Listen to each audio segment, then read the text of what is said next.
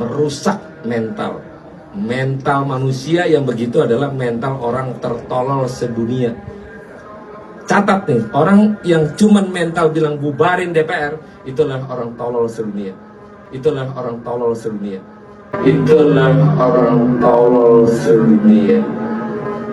Pernyataan seorang anggota DPR yang menyebut masyarakat dengan mental orang tertolol sedunia karena melontarkan aspirasi bubarkan DPR sungguh mencederai etika demokrasi. Lembaga ini berkali-kali muncul dalam survei sebagai institusi yang paling tidak dipercaya masyarakat. Alasan masyarakat pun beragam, mulai dari kasus korupsi berjamaah, pelemahan KPK, lahirnya undang-undang yang dianggap lebih pro-elit daripada pro-rakyat, hingga gaya hidup sebagian anggotanya yang jauh dari realitas penderitaan masyarakat.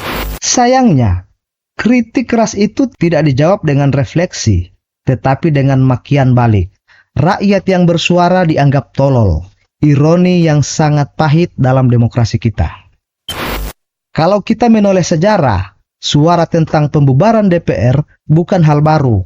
Soekarno pada 5 Juli 1959 mengeluarkan dekret presiden yang salah satu isinya membubarkan DPR hasil pemilu 1955. Beberapa dekade kemudian, Abdurrahman Wahid atau Gus Dur juga pernah mencoba mengambil langkah serupa. Pada 23 Juli 2001, ia mengumumkan dekret yang salah satu berisi pembubaran DPR MPR. Artinya, bubarkan DPR bukan sekadar teriakan emosional masyarakat di jalanan atau di media sosial. Ketika rakyat hari ini menyerukan hal yang sama, mestinya itu dibaca sebagai tanda bahwa ada yang salah.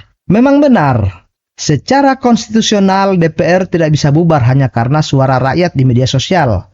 Ada mekanisme hukum yang mengatur, namun legitimasi politik bukan hanya soal hukum.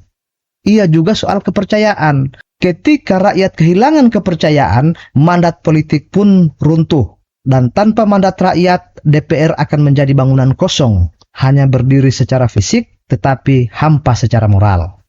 Bung Karno dan Gus Dur sudah membuktikan bahwa pembubaran DPR pernah menjadi wacana politik yang sah. Dan hari ini, ketika suara rakyat semakin keras menyerukan hal yang sama, semestinya DPR belajar rendah hati.